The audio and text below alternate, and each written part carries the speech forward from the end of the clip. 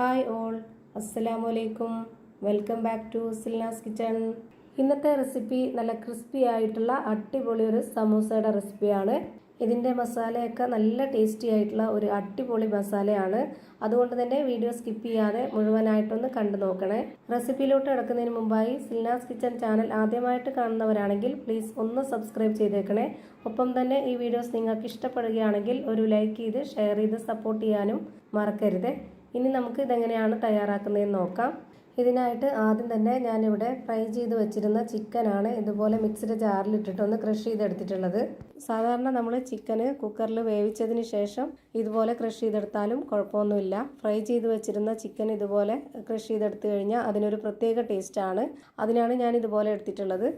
ഇനി ഇതിൻ്റെ മസാല തയ്യാറാക്കി എടുക്കാനായിട്ട് ഞാനിവിടെ സ്റ്റവിലേക്ക് ഒരു പാൻ വെച്ച് കൊടുത്തതിന് ശേഷം ഫ്ലെയിം ഓണാക്കി കൊടുത്തിട്ട് അതിലേക്ക് കുറച്ച് സവോള ഇട്ട് കൊടുത്തിട്ടുണ്ട്. ഒരു 1.5 സവോളയാണ് ഞാനിതുപോലെ കട്ട് ചെയ്തിട്ട് കൊടുത്തിട്ടുള്ളത്. പിന്നെ അതിലേക്ക് 2 പച്ചമുളകും ഒരു 4-5 അല്ലി വെളുത്തുള്ളിയും ഒരു ചെറിയ കഷ്ണം ഇഞ്ചിയും ചതച്ചതും കൂടി ഇതിലേക്ക് ഇട്ട് കൊടുത്തിട്ടുണ്ട്. ഇനി ഇതിലേക്ക് കുറച്ച് കറിവേപ്പില കട്ട് ചെയ്തതും കൂടെ ഇട്ട് കൊടുത്തതിന് ശേഷം ഇതുപോലെ നന്നായിട്ടൊന്ന് ഇളക്കി കൊടുത്തിട്ട് 1 മിനിറ്റ് നേരത്തേക്ക് ഇതൊന്ന് അടച്ച് വെച്ചിട്ടൊന്ന് വേവിച്ചെടുക്കാം. ഒരുപാടങ്ങ് വെന്ത് കുഴഞ്ഞു പോവണ്ട, ഇത് നമുക്ക് കടിക്കാനായിട്ട് കിട്ടണം. അതുകൊണ്ട് തന്നെ നമുക്ക് ജസ്റ്റ് ഒന്ന് വാടി കിട്ടിയാൽ മാത്രം മതി. ഇപ്പോൾ 1 മിനിറ്റ് കഴിഞ്ഞിട്ടുണ്ട്. ഇനി നമുക്കിതിൻ്റെ അടപ്പൊന്ന് തുറന്ന് നോക്കാം. ഇത് ഈ ഒരു പരുവാകുമ്പോൾ നമുക്കിതിലേക്ക് ഇനി ഒരു വലിയ ഉരുളക്കിഴങ്ങ് തൊലിയെല്ലാം കളഞ്ഞതിന് ശേഷം നന്നായിട്ട് കഴുകിയെടുത്തിട്ട് ഗ്രേറ്ററിൻ്റെ ചെറിയ ഹോളിലിട്ടിട്ടൊന്ന് നന്നായിട്ട് ഗ്രേറ്റ് ചെയ്തെടുത്തിട്ടുള്ളതാണ്. ഇനി നമുക്കിതിലേക്ക് ക്രഷ് ചെയ്ത് വെച്ചിരുന്ന ആ ഒരു ചിക്കൻ കൂടി ഇതിലേക്ക് ഇട്ട് കൊടുക്കാം. ചിക്കൻ എല്ലില്ലാത്ത മാംസഭാഗം മാത്രം എടുത്തിട്ട് ഫ്രൈ ചെയ്തിട്ട് ക്രഷ് ചെയ്തെടുത്തിട്ടുള്ളതാണിത്. ഇനി ഇതിലേക്ക് 1 സ്പൂൺ അളവിൽ മുളക് പൊടിയും കുരുമുളക് പൊടിയും ഇട്ട് കൊടുക്കുന്നുണ്ട്. ഒരു 1/4 സ്പൂൺ അളവിൽ പെരിഞ്ജീരകപ്പൊടിയും മഞ്ഞൾപ്പൊടിയും ഒരു നുള്ള് ഗരം മസാലപ്പൊടിയും ഇട്ട് കൊടുക്കാം. പിന്നെ ഇതിലേക്ക് ആവശ്യത്തിനുള്ള ഉപ്പും കൂടെ ഇട്ട് കൊടുത്തതിന് ശേഷം ഇത് നന്നായിട്ടൊന്ന് യോജിപ്പിച്ചെടുക്കാം. ഇനി ഇതിലേക്ക് വെള്ളമൊന്നും ഒഴിച്ചു കൊടുക്കരുത്. ഈ ഒരു എണ്ണയിൽ കിടന്ന് തന്നെ ഇതൊന്ന് വെന്ത് കിട്ടണം. അതുപോലെ തന്നെ ഇത് ഒരുപാട് വെന്ത് കുഴഞ്ഞു വരേണ്ട ആവശ്യമില്ല, ചെറുതായിട്ടൊന്ന് വെന്ത് കിട്ടിയാൽ മാത്രം മതി. ഇതിൻ്റെ പൊടികളുടെയൊക്കെ ആ ഒരു പച്ചമണം മാറിക്കിട്ടുന്നവരേക്കും മാത്രം 1-2 മിനിറ്റ് വേവിച്ചെടുക്കാം. ഇതിലിപ്പോൾ ആ ഒരു കിഴങ്ങ് മാത്രം ഒന്ന് വെന്ത് കിട്ടിയാൽ മതി. പിന്നെ നമ്മുടെ പൊടികളുടെയൊക്കെ ആ ഒരു പച്ചമണം ഒന്ന് മാറിക്കിട്ടണം. ഒരു 2 മിനിറ്റ് നേരം മാത്രം ഇതൊന്ന് അടച്ചു വെച്ചാൽ മതിയാവും. പെട്ടെന്ന് തന്നെ വെന്ത് കിട്ടും. ഇപ്പോൾ ഈ ഒരു പരുവത്തിൽ റെഡിയായി കിട്ടിയിട്ടുണ്ട്. ഇതാണ് നമ്മുടെ മിക്സിൻ്റെ കറക്റ്റായിട്ടുള്ള പരുവം. ഇത്രയും മതി. ഇനി നമുക്കിതിൻ്റെ ഫ്ലെയിം ഓഫ് ചെയ്ത് കൊടുക്കാം. ഇനി നമുക്ക് സാധാരണ കടയിൽ നിന്നൊക്കെ മേടിക്കുന്ന സമൂസ ഷീറ്റിൽ ഇതൊന്ന് ഫില്ല് ചെയ്ത് കൊടുക്കാം.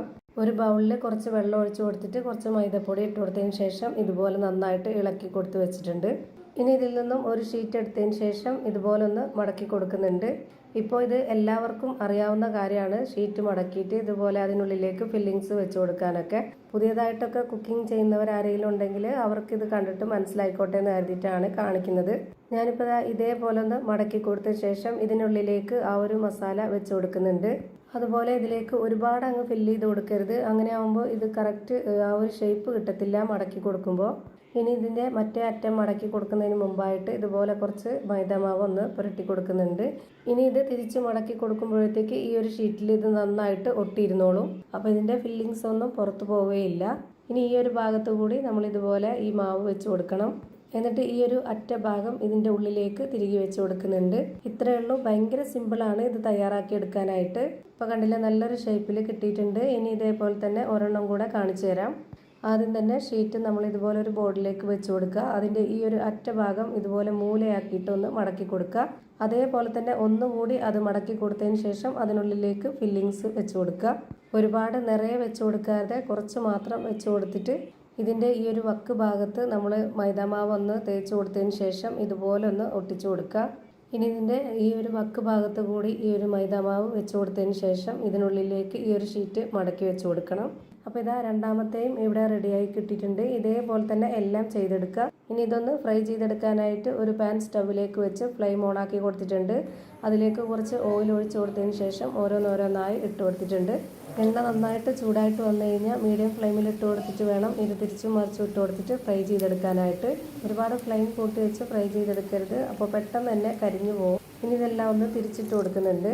ഉള്ളിലുള്ള മസാലയൊക്കെ നന്നായിട്ട് വെന്ത് കിട്ടിയത് കൊണ്ട് തന്നെ ഒരുപാട് സമയമൊന്നും വേണ്ടി വരില്ല. വളരെ പെട്ടെന്ന് തന്നെ നമുക്കിത് റെഡിയായി കിട്ടും.